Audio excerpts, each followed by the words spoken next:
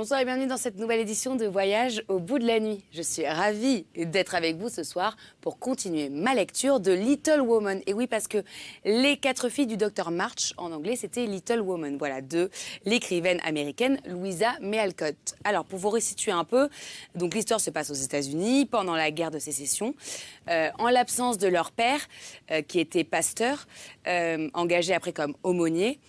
4 jeunes sœurs issues de la classe moyenne de la société font donc face aux difficultés de la vie quotidienne en ce temps de guerre. Donc il y a la raisonnable Margaret, qu'on appelle Mag, l'intrépide Joséphine, donc Jo, et la charitable Elisabeth, surnommée Bess, et l'orgueilleuse Amy. Voilà.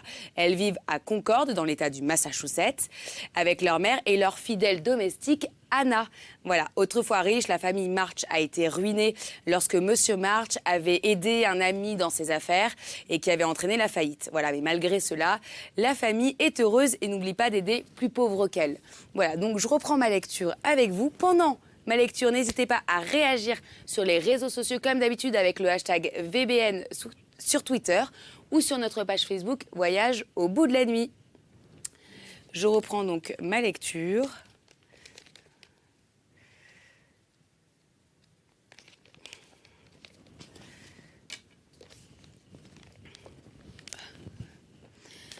Jo reprit en courant le chemin de chez elle en pensant à l'étonnement qu'allaient avoir ses sœurs.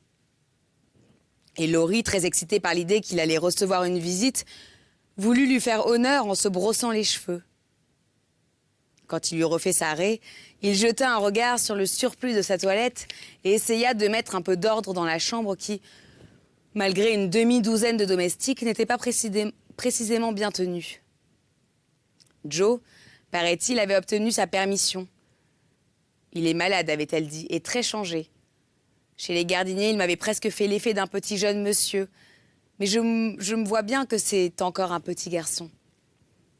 On entendit bientôt à la porte de la Maison Blanche un grand coup de sonnette, puis une voix décidée demanda M. Laurie. Une femme de chambre arriva alors, très surprise d'avoir à annoncer à son jeune maître une demoiselle. « Très bien. Faites-la montrer, c'est Miss Jo. » Et Laurie alla lui-même ouvrir la porte à Jo. « Me voici, dit-elle gaiement. Maman a été très contente que je puisse faire quelque chose pour vous. Quelle jolie chambre vous avez. Elle pourrait être si jolie si elle était bien arrangée. Elle va être faite en 2 minutes.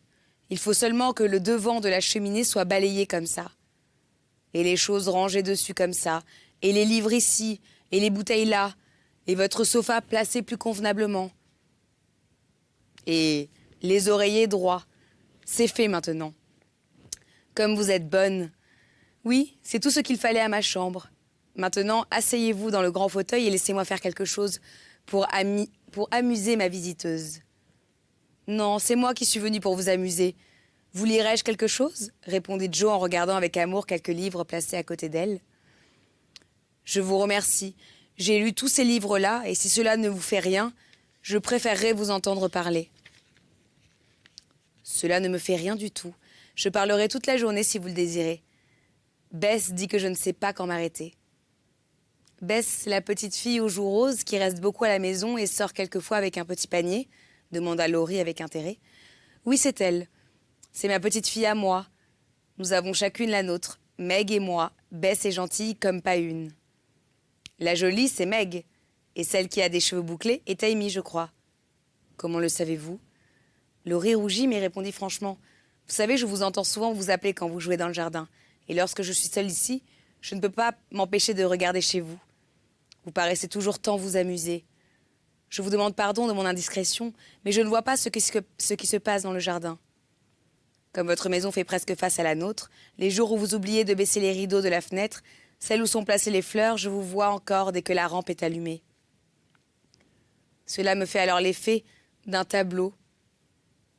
Vous êtes tout autour de la table, votre mère est juste devant moi et cela me paraît si agréable de voir vos figures contentes à travers les fleurs que je ne puis m'empêcher de regarder.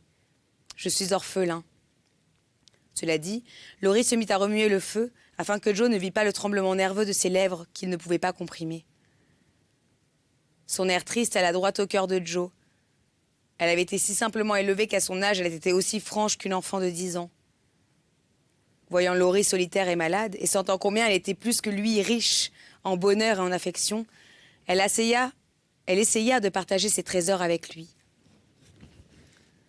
Sa figure brune avait été une bonté et sa voix une douceur qui ne leur était pas habituelle lorsqu'elle dit « Nous ne baisserons plus jamais le rideau, et je vous donne la permission de regarder autant que vous le désirez. Mais je préférerais qu'au lieu de regarder à la dérobée, vous vinssiez chez nous. Meg est si bonne qu'elle vous ferait du bien. Bess chanterait pour vous distraire, tout ce que vous voudriez. Amy danserait devant vous. Meg et moi, nous vous ferions rire avec notre théâtre. Et tout, nous vous amuserions beaucoup. Est-ce que votre grand-papa ne vous le permettrait pas? Je crois qu'il le voudrait bien. Si votre mère était assez bonne pour le lui demander. Il est moins sévère qu'il n'en a l'air et me laisse assez faire ce que je veux. Seulement, il a peur que je devienne un ennui pour les étrangers, dit Laurie, dont la figure mobile s'illuminait de plus en plus. Nous ne sommes pas des étrangers, nous sommes des voisins, et il ne faut pas que vous pensiez que vous serez un fardeau pour nous. Nous désirons beaucoup faire votre connaissance. Il y a longtemps que j'aurais voulu le faire. Aimez-vous votre pension? Demanda Laurie après quelques moments de silence pendant lesquels il avait tenu les yeux fixés sur le feu tandis que Joe examinait la chambre, qu'elle trouvait tout à fait de son goût. Je ne vais pas en pension, je suis occupée à soigner ma tante, qui est une bonne vieille dame, mais d'humeur assez difficile.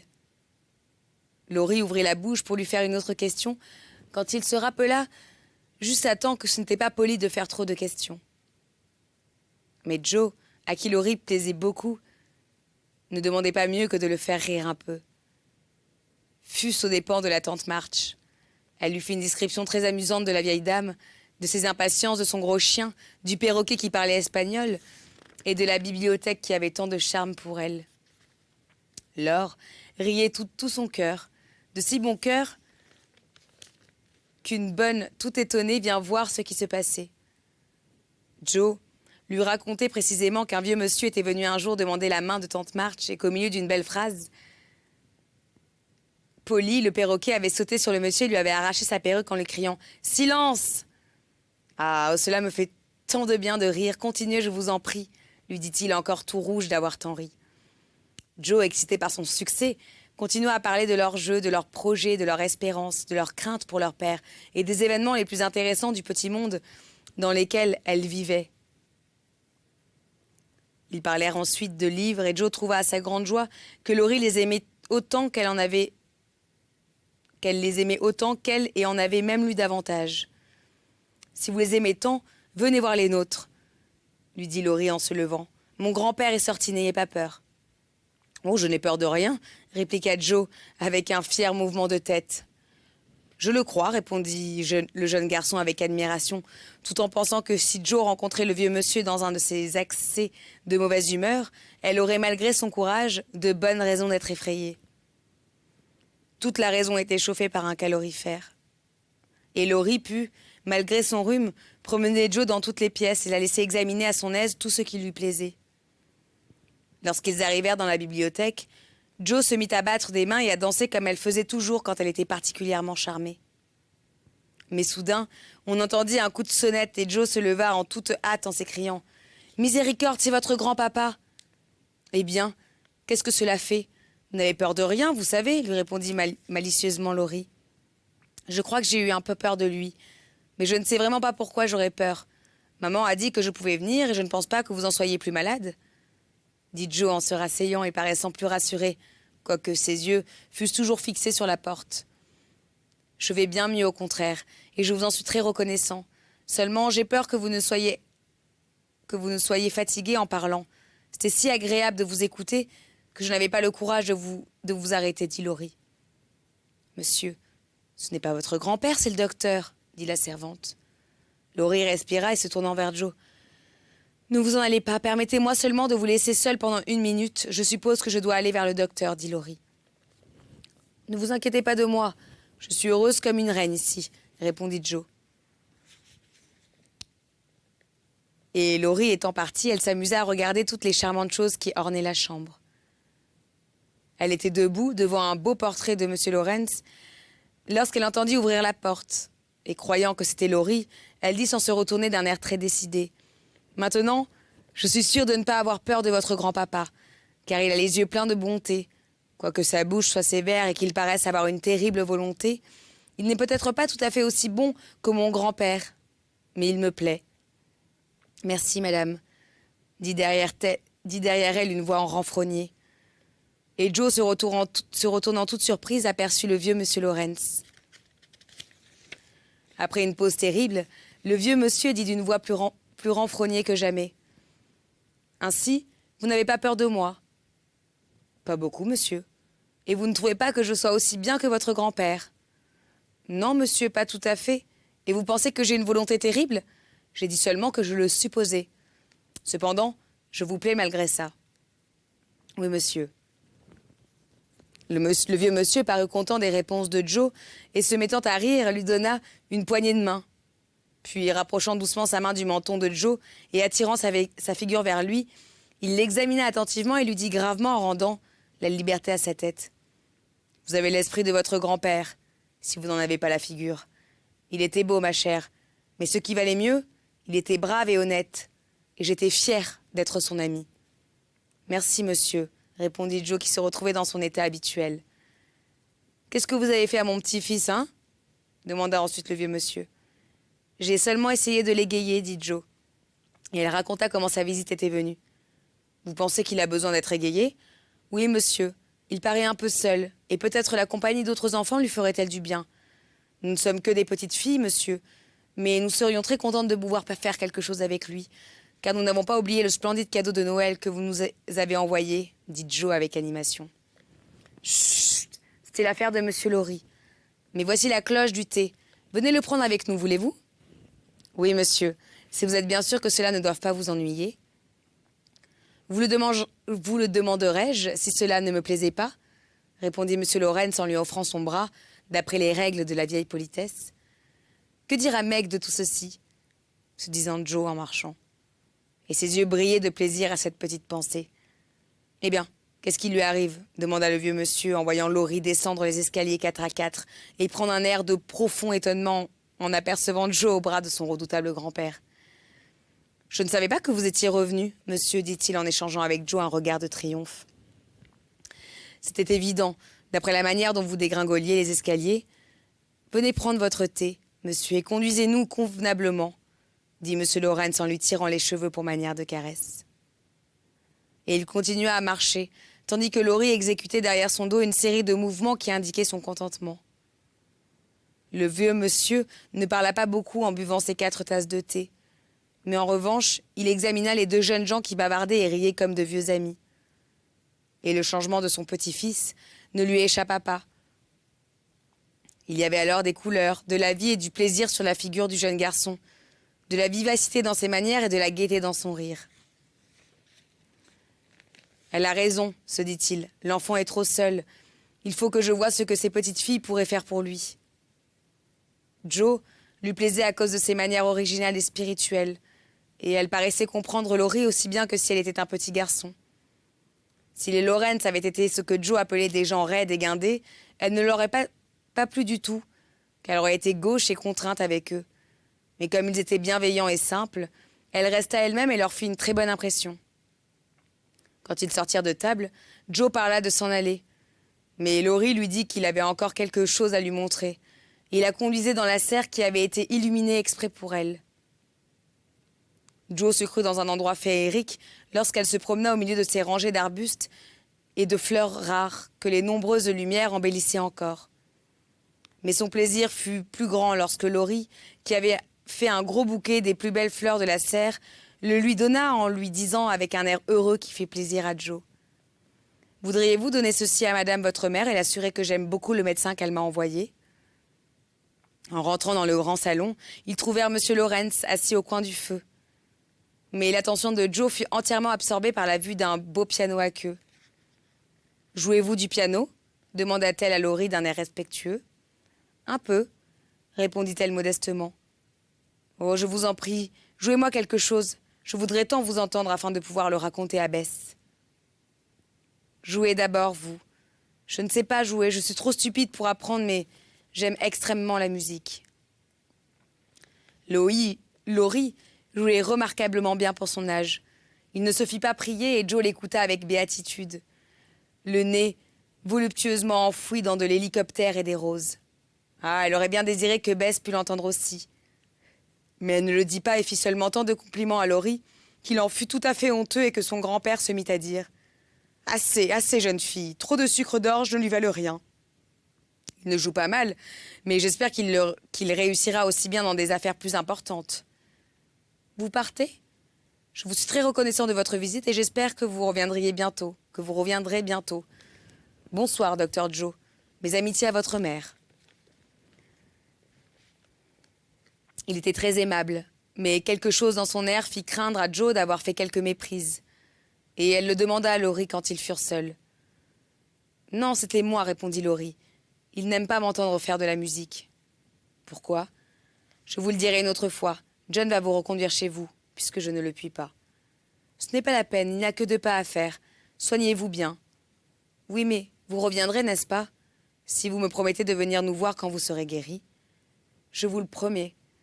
Bonsoir, Laurie. Bonsoir, Joe. Bonsoir. » Quand Joe y racontait ses aventures, toute la famille éprouva le désir d'aller dans la maison à côté, car chacune se trouvait attirée par quelque chose. Madame March désirait parler de son père avec le vieillard qui en parlait si bien et ne l'avait pas oublié. Meg aurait voulu voir la serre.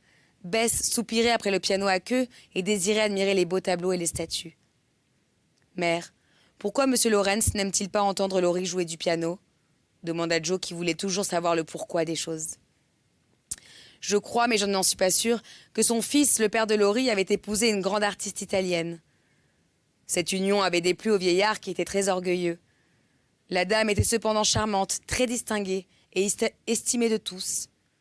Mais tous ces genres de mariage sont si rarement heureux que le préjugé fut le plus tenace chez M. Lawrence.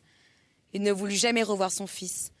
Le père et la mère de Laurie moururent loin de lui en Europe pendant l'enfance de Laurie. Et ce ne fut qu'alors que son grand-père fit venir son petit-fils chez lui.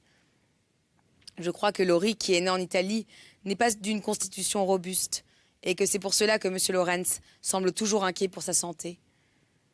Laurie ressemble à sa mère. Il a hérité d'elle son goût pour la musique, et je n'imagine que son grand-père a peur qu'il ne veuille devenir à son tour un artiste. En tout cas, les aptitudes musicales de Laurie lui rappellent sans doute, plus qu'il ne le voudrait, la femme de son fils qu'il n'aimait pas. Et je pense que c'est pour cela qu'il s'assombrit, comme dit Joe, quand le pauvre Laurie joue du piano. « Mon Dieu, que cette histoire de Laurie est triste et romanesque !» s'écria Meg. « Qu'on laisse donc Laurie être artiste s'il en a vraiment la vocation !» s'écria Joe, « et qu'on ne gâte pas sa vie en le forçant à aller à l'université. »« Aller à l'université ne gâte rien, répondit Madame March. Il manque toujours quelque chose aux artistes qui ignorent tout en dehors de leur spécialité. » Chapitre 6.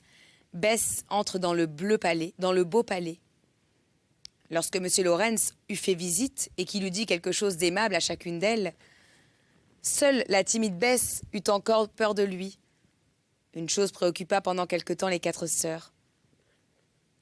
Elles étaient pauvres, tandis que M. Lawrence était riche, et il ne leur paraissait pas convenable d'accepter ce qu'elles ne pouvaient pas rendre. Mais au bout de quelque temps, elles virent que Laurie les considérait comme ses bienfaitrices, et qu'ils ne pensaient jamais pouvoir assez faire pour remercier Madame March de son accueil maternel, et ses filles de leur société joyeuse. Aussi, oublièrent-elles bientôt leur orgueil et firent-elles des échanges de bonté, sans s'arrêter à se demander qui donnait le plus. Laurie et ses amis faisaient de bonnes lectures en commun, jouaient des comédies, représentaient des tableaux d'histoire, faisaient des promenades en traîneau, ou patinaient et passaient des soirées bien agréables, soit dans le vieux parloir, soit dans la grande maison. Meg se promenait tant qu'elle voulait dans la serre, en avait des bouquets magnifiques. Joe dévorait la bibliothèque, Amy copiait des tableaux et Laurie remplissait à la satisfaction générale le rôle de maître de maison. Quant à Bess, quoiqu'elle eût une grande envie d'admirer le beau piano à queue, elle ne pouvait pas trouver le courage d'aller dans la maison du bonheur, comme l'appelait Meg. Elle y était cependant allée une fois avec Joe, mais le vieux monsieur l'avait regardée tellement fixement que les pieds de Bess ne voulaient pas rester sur le tapis, tant elle tremblait. Elle avait dit dans ces termes à sa mère et avait ajouté qu'elle s'était enfuie, bien décidée à ne revenir jamais. Quand M. Lawrence apprit l'effet qu'il avait produit sur la pauvre Bess, il résolut d'aller lui-même essayer de vaincre sa résistance. Il se mit à parler musique pendant une de ses visites et raconta des choses tellement intéressantes que Bess vint lentement jusqu'à derrière la chaise de M. Lawrence. Là, elle resta à écouter ses beaux yeux grands ouverts et ses joues rouges d'excitation. M. Lawrence, n'ayant pas plus l'air de faire attention à elle que si elle eût été une mouche, se mit à parler des leçons et des maîtres de musique de Laurie, puis dit à Madame March, comme s'il venait seulement d'y songer. Laurie néglige son piano maintenant, et je n'en suis pas fâchée, parce qu'il aimait trop exclusivement la musique. Mais le piano se rouille, et il aurait besoin de servir à quelqu'un. L'une de vos petites filles voudrait-elle venir pour l'entretenir ? Bess fit un pas en avant, charmée par la pensée de jouer ce splendide instrument. Avant que Madame March eût pu répondre, M. Lawrence continua en souriant. Personne n'est jamais au salon après 9 heures. Ainsi, si l'une d'elles le désire, elle peut venir quand elle le voudra. Il se leva comme pour partir, mais il continua. Voudrez-vous répéter cela à vos filles, madame ? Cependant, ne les forcez pas à venir si cela ne leur plaît pas. Oh, si, monsieur, votre offre leur fait beaucoup plaisir, dit Bess en mettant sa petite main dans celle du vieux monsieur. C'est donc vous, la petite musicienne ? Demanda-t-il doucement sans ajouter un de ces qui effrayaient tant Bess. C'est moi, Bess. J'aime beaucoup la musique et je viendrai si vous êtes tout à fait sûre que personne ne m'entendra et ne sera gêné par moi. Pas une âme ne vous entendra, ma chère. Venez tapoter autant que vous voudrez et je vous en serai très reconnaissant. Oh, monsieur, que vous êtes bon. Bess attira à elle la main du vieux monsieur et la serra doucement. Celui-ci se baissa alors vers elle et l'embrassa en disant d'un ton que peu de personnes avaient jamais entendu. « J'ai eu autrefois une petite fille aux yeux bleus comme les vôtres. Dieu vous bénisse, ma chère enfant. Bonsoir, madame. » Et il partit très vite comme s'il était dominé par son émotion. Après s'être réjoui avec sa mère, Bess alla rencontrer son bonheur à ses sœurs lorsqu'elles furent rentrées. Le lendemain arriva, et Bess, ayant vu sortir M. Lawrence et son petit-fils, osa se diriger vers la grande maison. J'aurais voulu que vous puissiez le voir entrer dans le grand salon, la bonne petite Bess, après avoir bien écouté, bien regardé, s'il n'y avait personne. S'enhardit peu à peu et commença à jouer d'abord en tremblant, mais elle alla oublier bientôt sa crainte dans le bonheur inexprimable que lui procuraient les beaux sons de cet excellent instrument. Elle resta au piano jusqu'à ce qu'Anna vint la chercher pour dîner, mais elle n'avait pas faim et dîna pour cette fois du souvenir de son bonheur. Depuis ce moment, le salon fut hanté par un petit esprit musical qui allait et venait sans être vu. Bess ne se doutait pas que M. Lawrence ouvrait souvent la porte de son cabinet de travail afin de mieux l'entendre, les airs qu'elle jouait, les mêmes qu'autrefois elle jouait l'enfant qu'il avait perdu. Il ne lui venait jamais à l'idée que les cahiers d'études et d'exercices ou les morceaux nouveaux qu'elle trouvait sur le piano y avaient été placés par M. Lawrence lui-même pour son usage à elle. Quelques semaines après cette mémorable visite du vieux monsieur, Bess dit à sa mère « Maman, pourrais-je faire une paire de pantoufles à M. Lawrence ? Il était si bon pour moi que je voudrais le remercier. »« Oui, ma chère, cela lui fera plaisir, et c'est une bonne manière de le remercier. » Après de sérieuses discussions avec Meg et Joe, Bess choisit un dessin représentant une touffe de pensée sur un joli fond vert clair. Ses sœurs l'aidèrent un peu et les pantoufles furent bientôt finies. Bess écrivait alors au vieux monsieur, au petit billet très court et très simple et avec l'aide de Laurie, profita d'une absence de M. Lawrence pour mettre le tout sur son bureau. Quand ce fut fait, Bess attendit impatiemment ce qui arriverait. Dans l'après-midi du second jour, elle sortit pour s'acquitter d'une commission. En revenant, elle aperçut trois têtes à la fenêtre du parloir, vit des mains s'agiter démesurément et entendit crier joyeusement « Il y a une lettre du vieux monsieur pour vous, venez la lire !»« Oh, Bess, il vous a envoyé !» commença à dire Amy en faisant des gestes désordonnés. Mais Joe, fermant vivement la fenêtre, il l'empêcha de continuer. Bess se dépêcha d'arriver et ses sœurs la portèrent en parloir en lui criant « Regardez, regardez !» en lui montrant du doigt un joli piano sur lequel était posée une lettre adressée à Miss Elizabeth March. Elle devint pâle de surprise. « C'est pour moi ?» murmura-t-elle. « Quoi, pour moi ?»« Oui, ma précieuse Bess, c'est pour vous. Ne trouvez-vous pas que le meilleur vieux monsieur du monde? Nous n'avons pas ouvert la lettre et cependant nous mourions envie de savoir ce qu'il vous dit, » répondit Joe. « Lisez-la vous-même, moi je ne peux pas. » Joe ouvrit la lettre et commença par rire des premiers mots. J'attendrai le prochain épisode pour entamer la lettre de Monsieur Lawrence, excusez-moi. Je vous retrouve très vite dans une prochaine émission. Je vous souhaite une excellente nuit si vous allez vous coucher. À bientôt sur Day8.